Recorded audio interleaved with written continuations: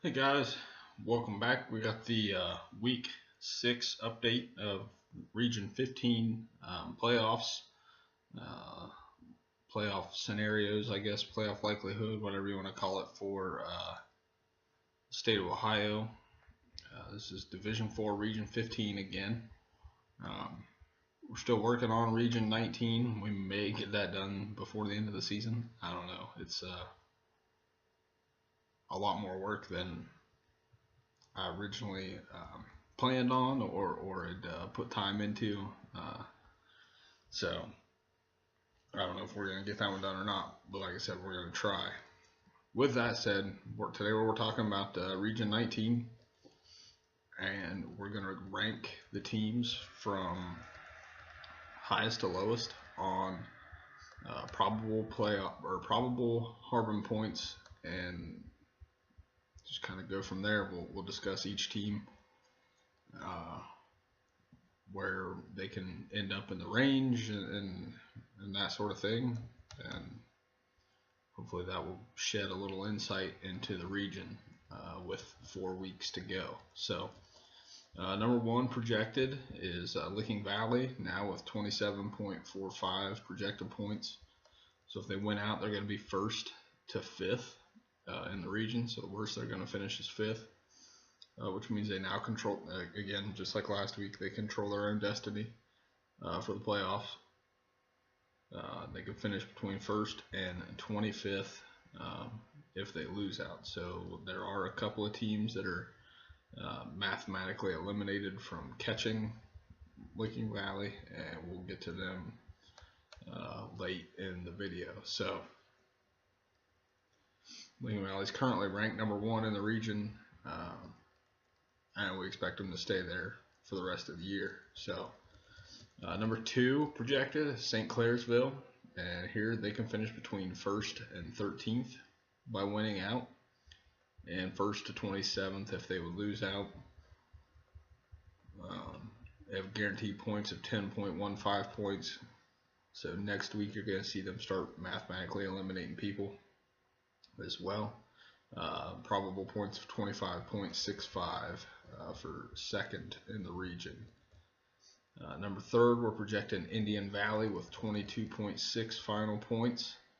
Again, they'll be 1st to 14th if they win out, and 1st to 27th if they lose out. Now let's go over to 4th is Bloom Carroll. We're projecting them with 21 points on the nose, and they'd be 1st to 12th if they win out, and again 1st to last if they would lose out.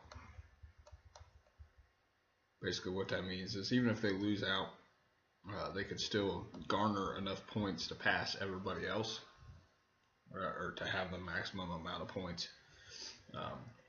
That's all out of total mathematical, not likely, not probable, that sort of thing. That's kind of what we tried to do with our probable points scenario, is where games we would expect them to win, and the teams that they beat, we would expect those teams to win. That's how we come up with our probables. So looking at probable 5th in the region is Unioto with 18.95 final points. They'd be 1st to 16th if they win out, and 1st to last again if they would lose out. We're looking at Philo, who is currently 6th, is being 6th at the end of the year with 18.3 points. Again, 1st to 17th if they win out, and 1st to 27th if they would lose out. John Glenn, currently 4th in the region. We're expecting them to finish 7th with 17.3 points. They would be 1st to 13th if they win out, and 1st to 27th if they would lose out. Now we'll start getting into a few of the other ones that will mix up on the lose out, so it means that they would have to win more games to catch Licking Valley and St. Clairsville particularly. I think they have the 2 highest they have the 2 highest minimums right now as well. So Megs, we're projecting them as 8th, and that's all based on a win over Point Pleasant, West Virginia. Basically what I do is whenever any team's playing an out-of-state team, I project that as a win, and then I project that team to win all of their other games. So that provides for the most flux in the system. So, if they would lose, they're going to drop significantly in the probable points. So, anyways, so we got Megs at 15.15 probable in 8th, 1st to 21st if they win out, and 3rd to 27th if they lose out. Like I said, they're the first team that cannot catch first two teams without a win. So, Uricksville Claymont, we're projecting them 9th with 14.5 points. They would be anywhere from 1st to 17th if they win out, and 1st to 27th again if they lose out. We're projecting Byesville Meadowbrook to finish 10th with 12.25 points. 1st to 25th if they win out, and 2nd to 27th if they would lose out. Next, we're projecting Zane Trace as 11th in the region with 9.85 points. They could finish 1st to 27th if they win out, and 5th to 27th if they lose out, which means they must win at least one more game in order to get in the running for a home playoff game. After them, we've got Gallia Academy, projecting them 12th with 9.35 points. 1st to 22nd if they win out, and 4th to 27th if they would lose out. We're projecting Amanda Clear Creek 13th with 7.1 points. Again, 1st to 16th if they win out, and 2nd to 27th if they lose out. Fairfield Union, right behind Amanda Clear Creek, in 14th projected with 6.8 points. 1st to 24th if they win out, and 2nd to 27th if they would lose out.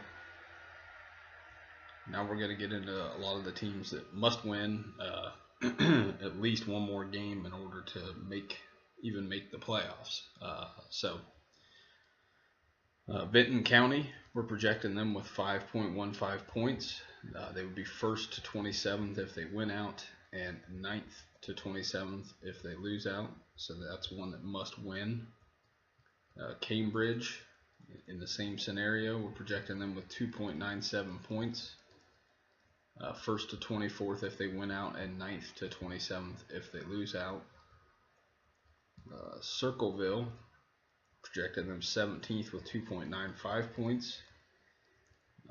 They actually are 1st to 25th if they win out, and 8th to 27th if they lose out. So they technically, still have the point possibility to catch whoever currently has the 8th minimum amount of points, which would be, let me see what that is real quick. So currently the 8th lowest point total is 6.4, and Circleville could tie that theoretically based on the teams that they beat winning the rest of their games. So after Circleville in 17th, we got Lyndon McKinley in 16th with 2.60 points.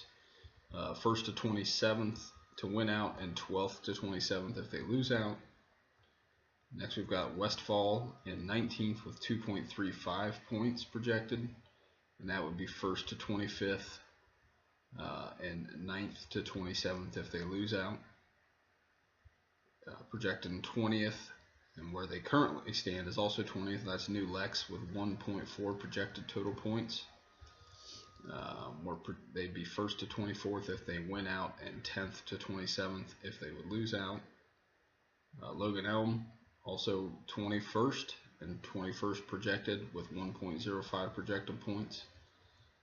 And they would be 1st to 27th if they win out, as well as 14th to 27th if they lose out. Next we have Lakewood, 22nd projected, currently tied for 23rd. They haven't won a game yet, so they're tied with all the other teams without a win. We're projecting them with a half a point. That would put them 1st, and they could still finish 1st to 27th if they win out, and 23rd to 27th if they lose out. Obviously, best they can do is 23rd to tie all the other teams without a win. Currently 22nd, projected in 23rd, and that's Morgan with 0.45 points. Again, 1st to 27th if they win out, 16th to 27th if they would lose out.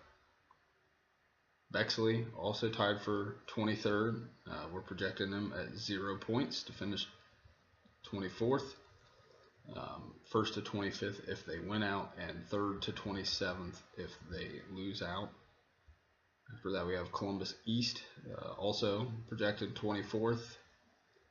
Again, another 1st to 27th if they would win out, and 23rd to 27th if they lose out. And then we have Utica, projected to tie for 24th. 2nd to 27th, so they're the first team that cannot catch Licking Valley, even if they win out. So they would be 2nd to 27th is the best they could do, and 23rd to 27th if they would lose out. And then Riverview as the last team, again tied for 24th. Again, 2nd to 27th and 23rd to 27th if they lose out. So the playoff scenarios are starting to tighten up a little bit, starting to get a little better feel for where teams will likely finish. You're probably, like I said, that Megs is the big question mark game really right now. You'd probably be looking at Licking Valley as the 1 seed to play either Megs or Yorksville Claymont, St. Clairsville to play John Glenn, Indian Valley at home against Philo, and Bloom Carroll at home against Chillicothe Unioto in opening weekend. So,